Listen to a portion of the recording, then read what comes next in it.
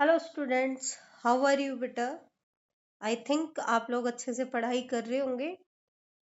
Last lecture में हमने mono hybrid cross discuss किया था और उसके रिजल्ट्स मैंने बताए थे आपको। क्या क्या रिजल्ट्स बताए थे बेटा? हमने क्या देखा था कि F1 जनरेशन में एक ही पेरेंट का ट्रेट दिखाई देता है और वो पेरेंट कौन सा होता है? डोमिनेंट पेरेंट होता है। पढ़ा था ना बेटा हमने। और F1 की सारी प्रोजेनी एक ही फिनोटाइप की होती हैं और एक ही जीनोटाइप की होती है। फिनोटाइप तो कौन सा होता है? डोमिनेंट। और जीनोटाइप कौन सा आएगा? हेट्रोजाइगस। जीनोटाइप कैसा आएगा? हेट्रोजाइगस। ये हमने पढ़ लिया था वहां पे, ठीक है। फिर हमने F2 जनरेशन में क्या देखा बेटा कि F2 जनरेशन में दोनों टाइप के फिनोटाइप दिखाई देंगे और वो भी किस रेशो में? 3:1 में। जबकि F1 में एक ही पेरेंट का फिनोटाइप दिखाई दे रहा था, जबकि F2 में दोनों पेरेंट के फिनोटाइप दिखाई देंगे किस रेशो में? 3:1 में। 3 में जहां डोमिनेंट ट्रेट दिखाई देगा वहां 1 में आपका रिसेसिव ट्रेट दिखाई देगा। और अगर हम जीनोटाइपिक रेशियो की बात करें तो वहां हमारा जीनोटाइपिक रेशियो आया था 1:2:1। 1 क्या था आपका? Capital T that means homozygous dominant.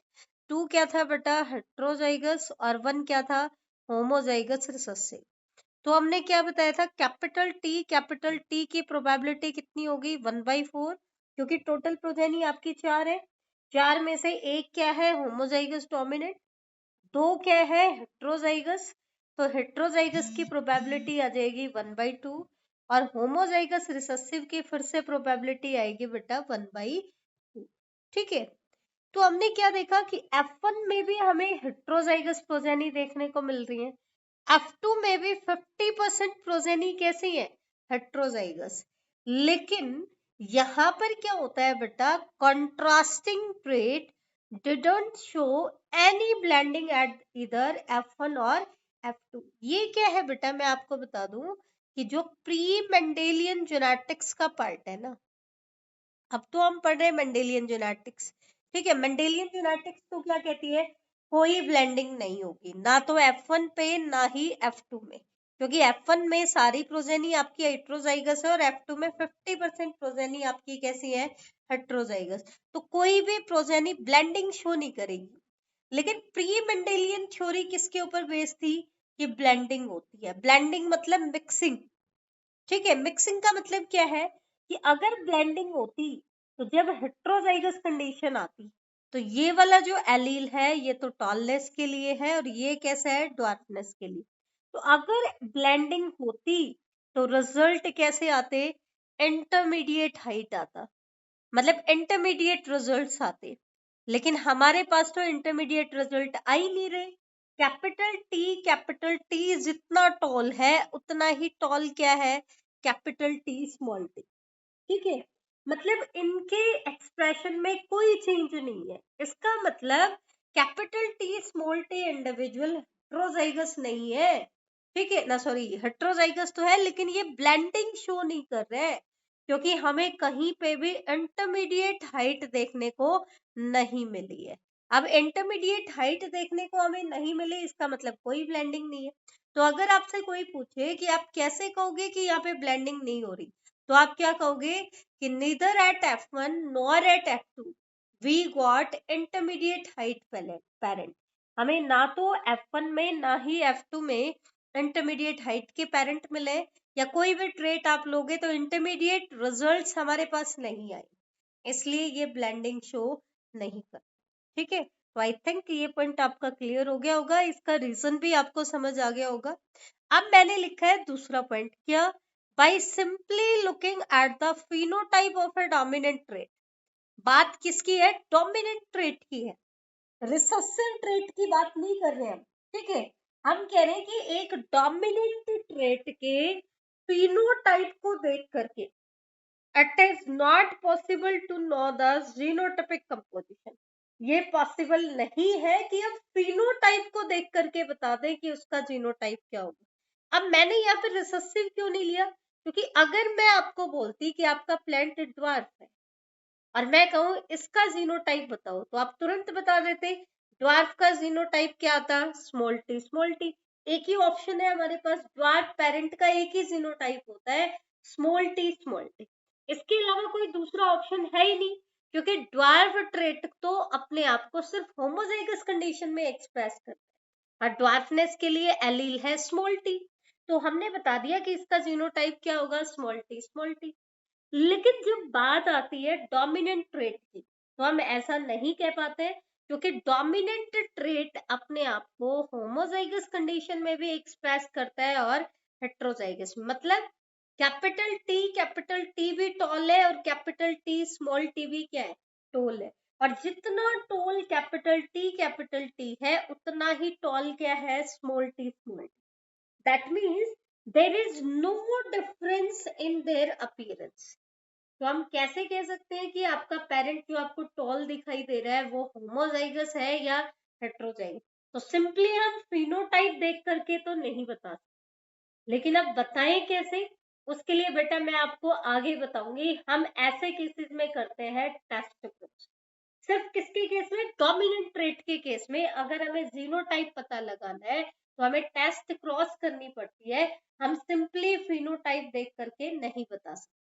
Recessive का हम बता देंगे, क्योंकि रिसेसिव ट्रेट तो अपने आप को सिर्फ होमोजाइगस कंडीशन में एक्सप्रेस। आई थिंक ये भी आपको क्लियर हो गया होगा। अब हम बात करते हैं बाइनोमियल एक्सप्रेशन। बेटा मेरी बात ध्यान से सुनना। हमने क्या देखा, F2 जनरेशन में क्या जीनोटाइपिक रेशियो आया? कैपिटल टी इंडिविजुअल आए 1, कैपिटल टी इंडिविजुअल आए 2 और स्मॉल टी इंडिविजुअल आया 1। तो इनकी प्रोबेबिलिटी आपने क्या बताई थी? 1/4, 1/2 एंड 1/4। ठीक है, बताइए आपने। लेकिन ये F2 रिजल्ट कब आया? जब हमने सेल्फिंग कराई। क्या? कैपिटल टी स्मॉल टी की हमने सेल्फिंग कराई किसके साथ? कैपिटल टी स्मॉल टी के साथ। ठीक है, अब हमने क्या कहा था, capital T small T parent जो है वो दो गैमीट बनाएगा, एक तो जिसमें कैपिटल टी एलील होगा और एक जिसमें स्मॉल टी एलील होगा। सिमिलरली ये भी दो गैमीट बनाएगा, कैपिटल टी स्मॉल टी। अब मैंने क्या बताया था, एक पेरेंट जितने भी गैमीट बनाता है उन सभी गैमीट्स की प्रोबेबिलिटी क्या होगी? सेम। अब यहाँ पे कितने गैमेट्स बन रहे हैं? दो गैमेट बन रहे हैं, तो इस गैमेट की प्रोबेबिलिटी कितनी? 1/2। इसकी प्रोबेबिलिटी कितनी? 1/2। इसकी भी कितनी? 1/2। इसकी भी कितनी? 1/2। हमने क्या करा है, इन्हीं पेरेंट की सेल्फिंग कराई है। तो हम इस पेरेंट को क्या लिख सकते हैं? हाफ कैपिटल टी प्लस में हाफ स्मॉल टी लिख सकते हैं।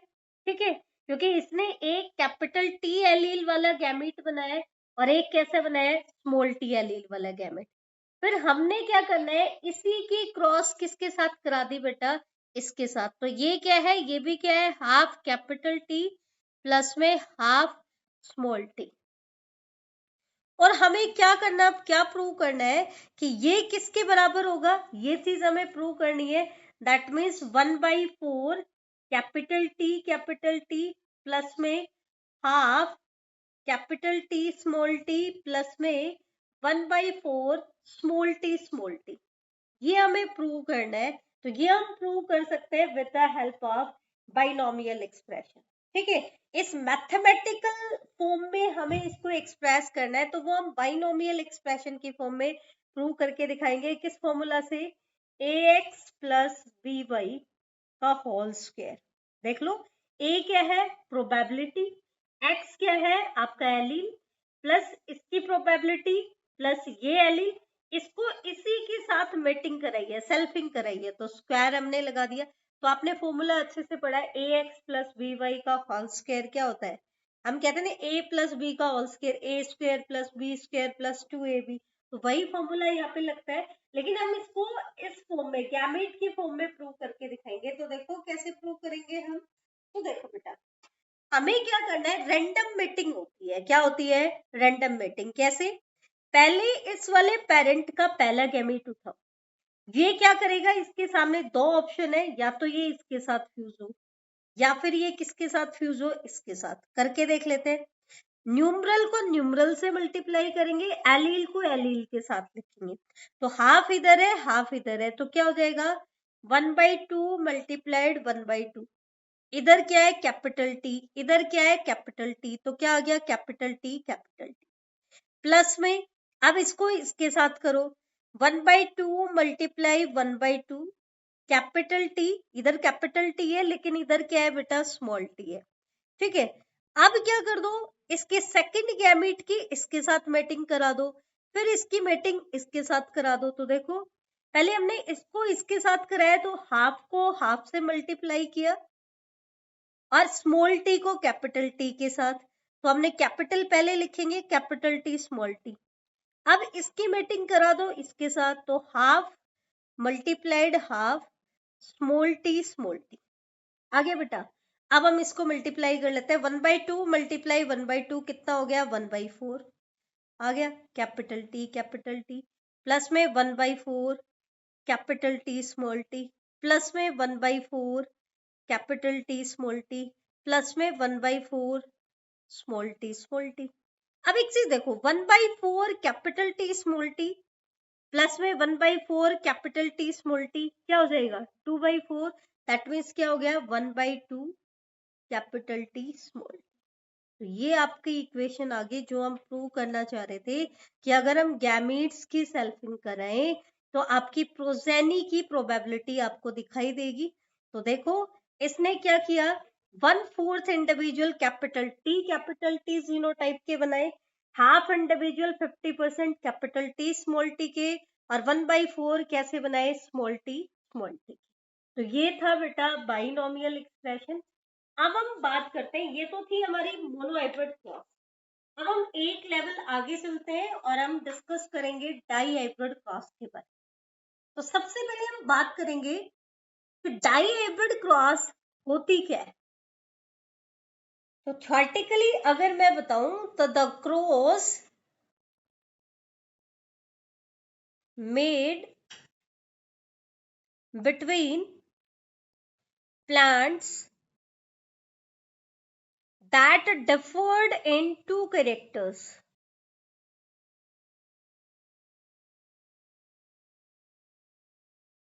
जो दो करेक्टर्स में डिफर कर रहे हैं।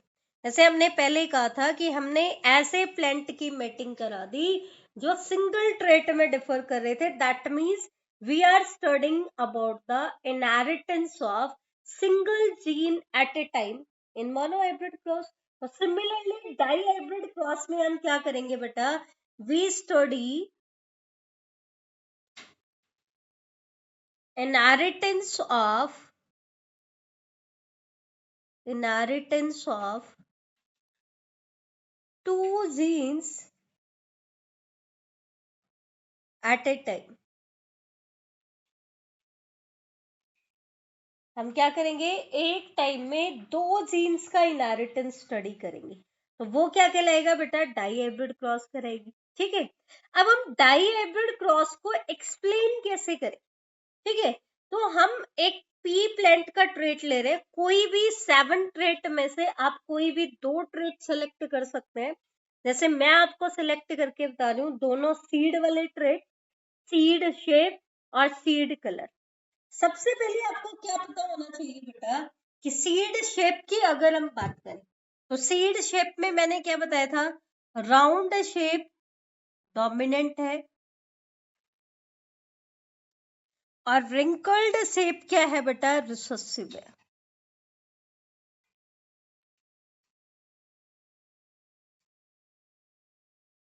राउंड शेप क्या है, डोमिनेंट है, और रिंकल्ड शेप क्या है, रिसेसिव है। इसी तरीके से सीड कलर में हमने क्या देखा था, येलो सीड क्या होगा, डोमिनेंट होगा,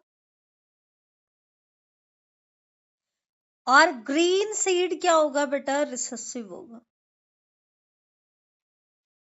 यहाँ पे ध्यान से सुनना बेटा, मैं बार बार एक ही चीज बता रही हूँ आपको। मेंडल के जो ट्रेट है 14 ट्रू ब्रीडिंग लाइन है वो आपको जरूर याद होने चाहिए।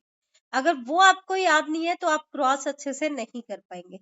अब क्योंकि यहाँ पर हम दो ट्रेट का इनहेरिटेंस एक साथ स्टडी कर रहे हैं तो थोड़ी सी कॉम्प्लेक्सिटी बढ़ेगी।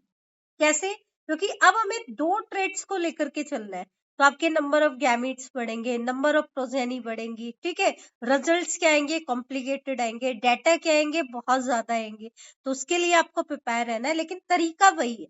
सबसे पहले आपको दोनों ट्रेट के डोमिनेंट और रिसेसिव पता होना चाहिए। हमने क्या कर लिया, दोनों के डोमिनेंट एक पेरेंट में ले लिए। दैट मीन्स पेरेंटल जनरेशन में अगर मैं फिनोटाइप की बात करूं तो मैंने एक प्लांट ऐसा लिया है जो राउंड येलो सीड प्रोड्यूस कर रहा है। अब राउंड भी डोमिनेंट ट्रेट है, येलो भी क्या है? डोमिनेंट ट्रेट है। और दूसरे में मैंने दोनों रिसेसिव ट्रेट ले लिए, रिंकल्ड ग्रीन सीड। तो ये मैंने इनका फिनोटाइप रिप्रेजेंट कर दिया। अब मैंने दो ट्रेट को एक साथ रिप्रेजेंट किया है, दैट मीन्स हम डाई हाइब्रिड क्रॉस करें। अब बात आती है इनका जीनोटाइप कैसे लिखें। तो बेटा एक से ध्यान रखना, एक ट्रेट के दोनों पेयर ऑफ एलील एक साथ लिखें और दूसरे पेयर के एक साथ, ठीक है। लेकिन अब क्योंकि हम डाई हाइब्रिड क्रॉस कर रहे हैं तो हम दो पेयर ऑफ एलील को लेंगे। तो देखो, राउंड के लिए मैंने क्या कहा था, मेंडल ने प्योर लाइन से शुरुआत की है। पी प्लांट में तो नेचुरली प्योर लाइंस मिल रही है, ठीक है। और बाकी अगर किसी प्लांट में आपको सेम रिजल्ट चाहिए जैसे मेंडल के आए हैं, तो हम शुरुआत कहां से करेंगे? ट्रू ब्रीडिंग लाइन से, ठीक है। तो राउंड के लिए मान लो हम अल्फाबेट ले रहे हैं कैपिटल आर कैपिटल आर, तो रिंकल्ड के लिए क्या हो जाएगा? स्मॉल आर स्मॉल आर, ठीक है। इसी तरीके से येलो सीड के लिए हमने लिया कैपिटल वाई कैपिटल वाई, तो ग्रीन सीड के लिए क्या हो जाएगा? Small Y small Y. अब आप ये मत कहना कि मैडम आपने तो दो अलग अलग तरह के अल्फाबेट लिए। बेटा दो ट्रेट भी तो हम अलग अलग तरह के ले रहे हैं। राउंड और रिंकल्ड के लिए हम सेम अल्फाबेट यूज कर रहे हैं। डोमिनेंट के लिए इसका अपर केस, रिसेसिव के लिए लोअर केस। और सिमिलरली सीड कलर के लिए येलो के लिए हमने लिया है कैपिटल वाई, तो ग्रीन के लिए हमने लिया है स्मॉल वाई। एक ही ट्रेट के दो कंट्रास्टिंग ऑप्शंस के लिए अभी भी हम सेम ही अल्फाबेट यूज कर रहे हैं, लेकिन हम दो अलग अलग ट्रेट ले रहे हैं।